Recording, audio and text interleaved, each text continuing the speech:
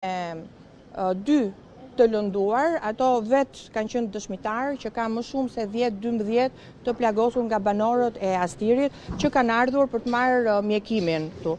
Por nuk morëm asnjë informacion tjetër të saktë nga ana e drejtorisë të policisë. Çdo gjë mbahet në një terr informativ, si duket gjendja është aq alarmante, urdhri që ka ardhur nga Edi Rama është që asgjë të mos bëhet transparente, pra çdo gjë po mbahet në terr informativ.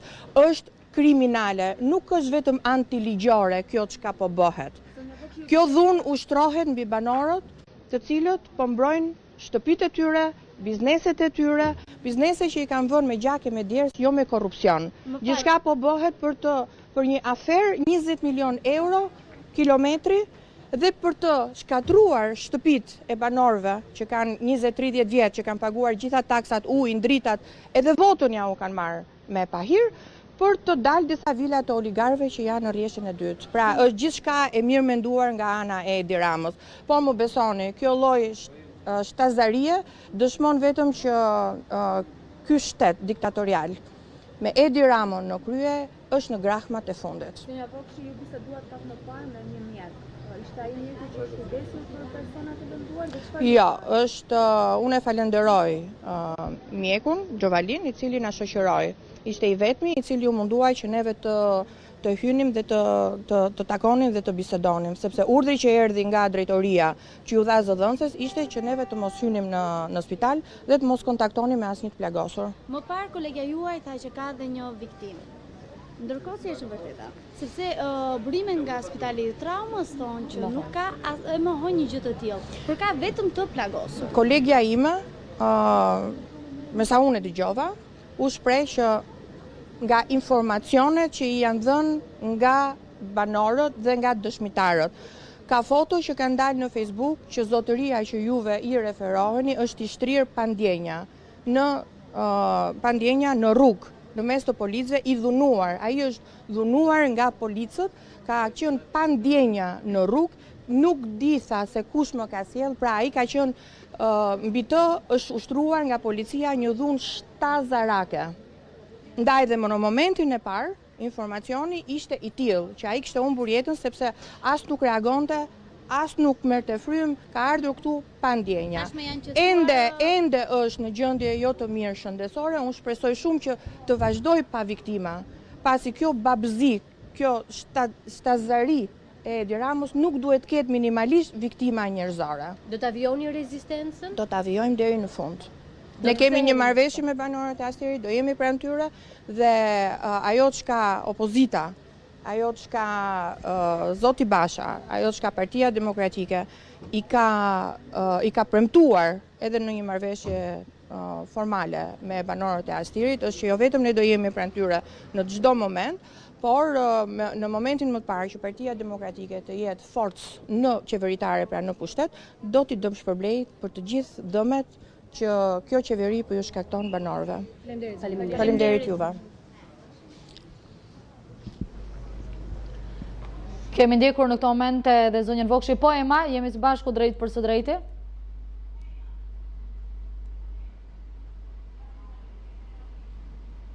Demokratike, zonja Albana Vokshi, e cila në fakt ka qëndruar për disa minuta brenda ambienteve të spitalit të traumës, pra në urgjencë, duke u informuar në lidhje me gjendjen e personave të lënduar. Në fakt ajo, siç u shpreh edhe ajo, ka qenë pikërisht stafi i spitalit të traumës, i cili ka dhënë një urdhër që mos të lejohen pra zonja Vokshi të futet brenda ambienteve për të parë më nga afër gjendjen e të lënduarve.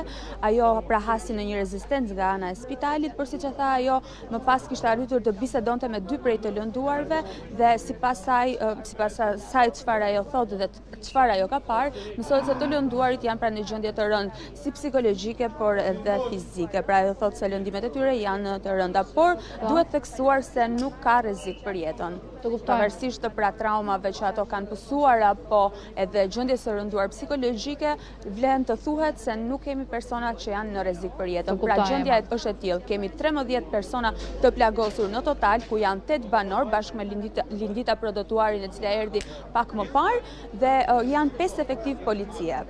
Unë të falenderoj Ema për detajet e cilat ke ndarë me ne. Përshëndes. Faleminderit edhe ju. Pasi kemi qenë me kolegen Ema, po ashtu kemi ndjekur edhe zonjën Vokshi, e cila së bashku me zonjën Durata Çupi kanë vizituar të lënduarit tek Spitali i Traumës tek urgjenca. Ne do shkojmë në një tjetër zhvillim të fundit. Do të jemi me reagimin e avokatit të popullit, i cili shkruan se po ndjek në terren situatën te Astiri dhe bën thirrje për ndalim të konfliktit. Institucioni i avokatit të popullit po ndjek me shqetësim ngjarjet e ditës së sotme në segmentin e Unazës së Re, ku janë shënuar përplasje midis banorëve që kundërshtojnë një projekt ende të kontestuar infrastrukturor dhe forcave të rendit. Ekipe të avokatit të popullit ndodhen në terren për të dëshmuar nga afër gjithçka që po ndodh e për ta referuar atë më pas me paanësi. Ndërkohë që vijon më tej edhe shkrimi. Në këtë situatë, institucioni kushtetues i avokatit të popullit, i cili prej një muaji ka dërguar në Kuvendin e Shqipërisë një raport të veçantë mbi çështjen e Astirit dhe ende është në pritje të përgjigjes, bën thirrje për vetëpërmbajtje, maturi, si dhe për garantimin e plotë të drejtës së mbrojtësve të drejtave të njeriut për të kryer detyrën e tyre. Gjithashtu, avokati i popullit tërheq vëmendjen e autoriteteve shtetërore që të menjanojnë konfliktin me qytetarët, të mos zbatojnë politikën e faktit të kryer, të mos e tejkalojnë me anë të zellit të pajustifikuar detyrën e tyre, sidomos në kushtet kur çështja për të cilën ka lindur ky konflikt nuk është sqaruar. Respektimi të drejtës, qofte edhe të një qytetari të vetëm, duhet të jetë në bazamentin e një shteti demokratik, pasi nuk mund të ketë interes madhor e të mirë kolektiv të themeluar mbi dhunimin e dikujt tjetër. Gjithashtu, institucioni i avokatit të popullit u bën thirrje autoriteteve të tjera vendase dhe ndërkombëtare që të ndërhyjnë sa më parë për qetësimin e situatës. Është ky reagimi i avokatit të popullit përmes rrjetit të tij social. Po ashtu për ngjarjen e ditës së sotme ka reaguar edhe presidenti i Republikës së Shqipërisë zoti Ilir Meta përmes statusit të tij në rrjetin social Facebook. E papranueshme dhuna e përsëritur sot ndaj banorëve të Unazës së Re, të cilët protestojnë në mbrojtje të shtëpive dhe të pronave të tyre. Arroganca përballë mirimit dhe traumës që po u shkaktohet këtyre familjeve për muaj të tërë është e patolerueshme. Banorët të ruajnë qetësinë dhe të mos bien prej provokimeve nga palët dhe të ulen menjëherë në dialog. Uroj shërim të shpejt të gjithë të plagosurve, shkruan presidenti Meta në statusin e tij në profilin social Facebook.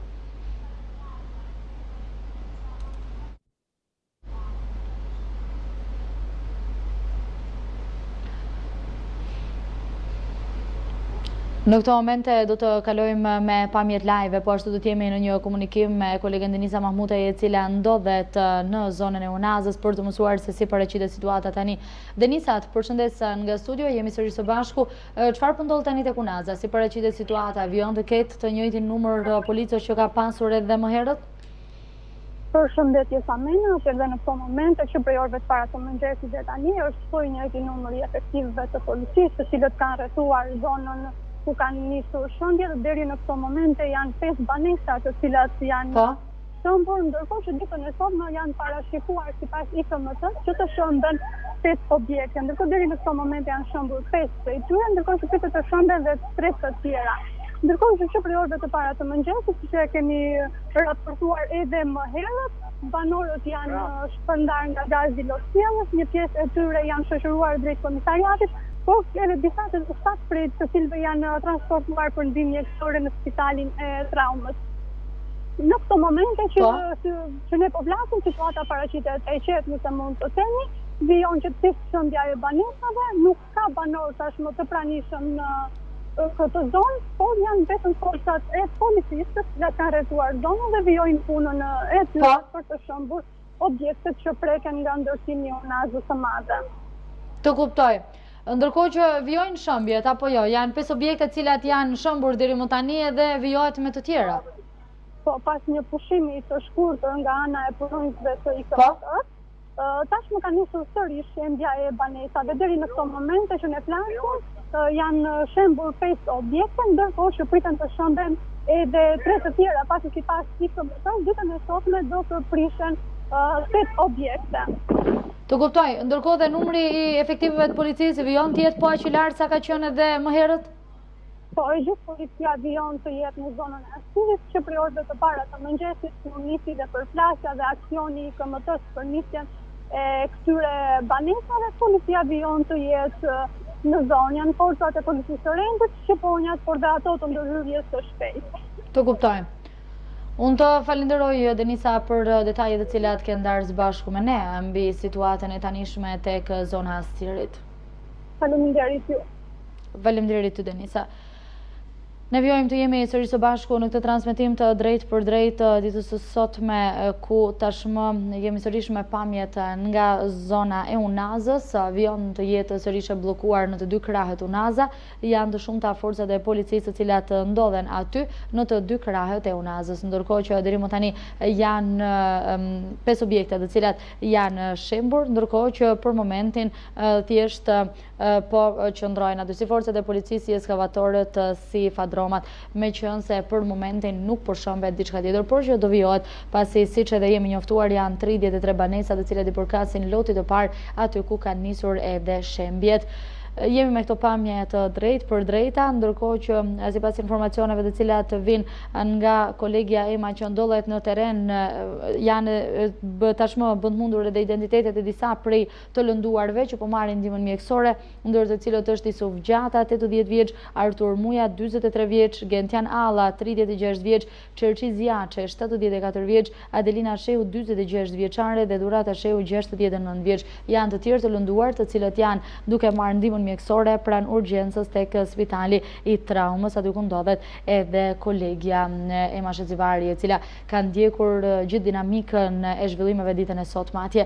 Jemi në këto momente me pamje të cilat ne jemi duke ndjekur së bashku nga urgjenca tek spitali i traumës. Janë persona të cilët janë lënduar gjatë ditës së sotme, janë banor të Unazës, teksa kanë mbrojtur banesat e tyre, ato janë lënduar më pas nga përplasja me policinë. Jemi duke ndjekur në këto pamje, shohim ekranin tashmë me dy dritare, nga njëra anë janë persona të cilët kanë mbetur të lënduar dhe nga ana tjetër janë pamje nga Unaza. Tani shohim në këto momente të lënduarit, të cilët janë të imazhe të cilat ka siguruar Fox News dhe që i kemi ndarë edhe më herë gjatë ditës së sotme, ku mund të dallojmë lëndimet fizike të personave të cilët po marrin ndihmën mjekësore.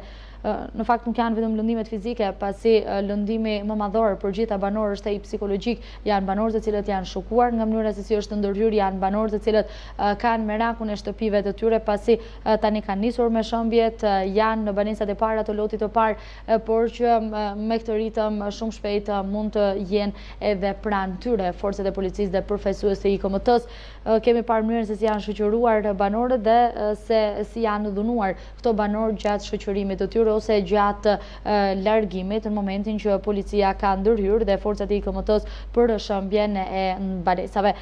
Do të ndajmë edhe një herë disa për identiteteve të personave të cilët janë duke marrë ndihmën mjekësore tek urgjenca. Është Isuf Gjata, 80 vjeç, Artur Muja, 43 vjeç, Gentian Alla, 36 vjeç, Çerçiz Jaçe, 74 vjeç, Adelina Shehu, 46 vjeçe, Durata Shehu, 69 vjeç, po ashtu është edhe Lindita Përdoduari, një tjetër banore Unazës, një ndër zërat më aktiv të protestës prej një viti e ca ditë, e cila ndodhet në urgjencë në spitalin e traumës. Janë këto pamje të cilat ne jemi duke ndjekur së bashku, nga njëra janë forcat e policisë të cilët qëndrojnë në hyrje të Unazës nga sheshi Shqiponja, dhe nga ana tjetër janë të lënduarit të cilët po marrin ndihmën e tyre në urgjencë pranë spitalit të traumës. Jemi së bashku me këto pamje, kujtojmë që ka reaguar presidenti i vendit zoti Meta për ngjarjen e ditës së sotme dhe për mënyrën se si ka ndërhyrë policia, duke e cilësuar si të papranueshme.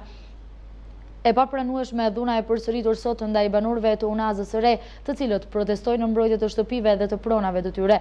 Arroganca përballë njerimit dhe traumës që po u shkaktohet këtyre familjeve për muaj të tërë është e patolerueshme. Banorët të ruajnë qetësinë dhe të mos bien pre provokimeve dhe palët të ulen menjëherë në dialog. Uroj shërim të shpejtë të gjithë të plagosurve, ka shkruar presidenti Meta në rrjetin e tij social referuar ngjarjes së ditës së sotme.